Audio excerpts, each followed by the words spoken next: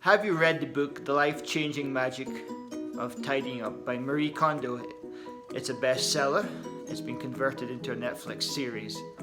I'd like to do a quick review on the book itself. There's a couple of points I don't necessarily agree with. The main idea from the book is that we keep items that spark joy. Pieces of clothing, books, furniture, smaller items that we have around our house. It's a good concept, but I don't necessarily agree with it. For me, it's challenging taking a piece of clothing and putting it to my heart and go, does this spark joy? And I think for most people it would be a challenge because we spend a lot of time up here and less time here in our heart, having that gut feeling. Should I keep this item? My alternative would be to take your piece of clothing, for example, put it on your body, look in the mirror and ask yourself, do I look good in this? Would I go on a date wearing this shirt?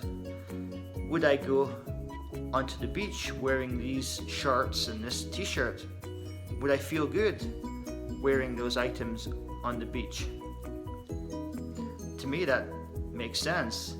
I have a wardrobe full of clothes that I really enjoy wearing, and some of the items I prefer to wear, and I'll always pull out of the wardrobe first because I just feel good wearing this particular clothing item because of its color, or I just feel good.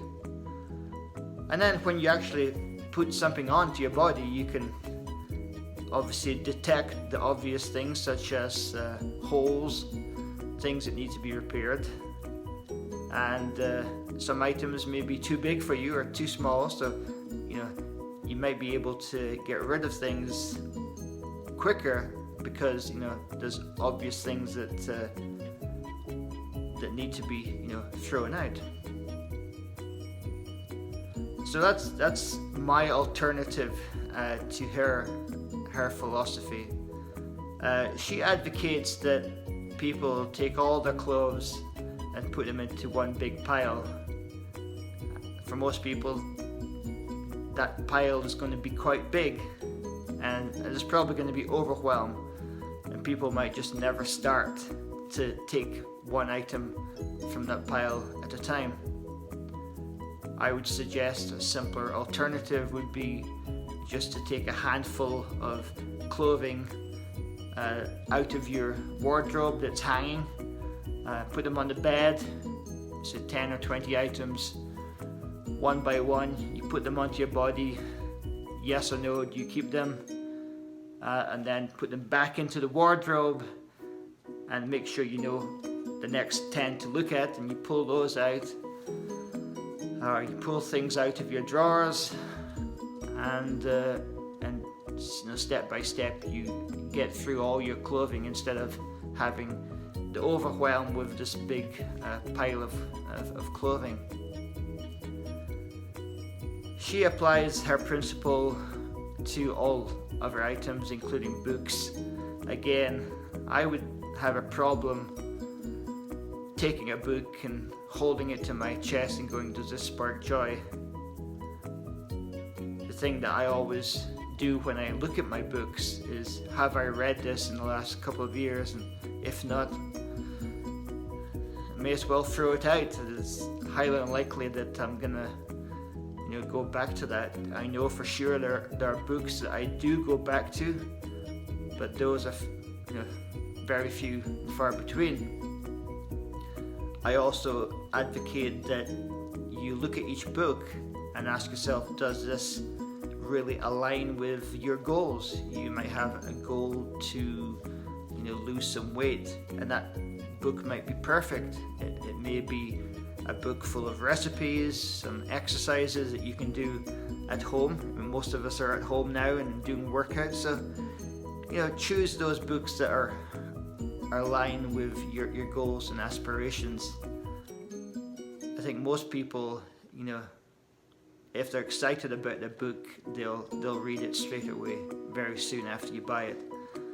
And I've seen on many occasions I buy a book and it goes on the shelf and I rarely touch it, and I'll probably never read that book. So that's my advice on the books. The other ideas that she proposes are all very good ideas. She talks about folding the socks in a certain way instead of scrumpling them up or rolling them up together into a ball, and that makes sense. You want the socks to breathe a little bit. It's harder with some of those softer items to keep them upright in a drawer, unless they are quite rigid. So softer items like socks, I find it harder to keep upright, so I don't necessarily put too much effort into keeping them upright, but I do fold them as she recommends. So that's my quick review on Marie Kondo's book. It's obviously sold a lot more copies than my book, which is Man Tidy, Get Your Shit in Order, which is quite a catchy title, probably better than her book, but I just wanted to share some of my insights. I wish I had the book in front of me to hold up, but I seem to have lost that book, and I think the universe was telling me, it's time to do this video, Alexander. Forget about researching more from that book, just get on with it and deliver your speech. So here it is, after long overdue, my insight into Marie Kondo's book, The Life-Changing Magic of Tidying Up. Thank you for listening, and please subscribe below, like my video, share the video on Facebook with your friends, and I look forward to doing another video soon. Thank you.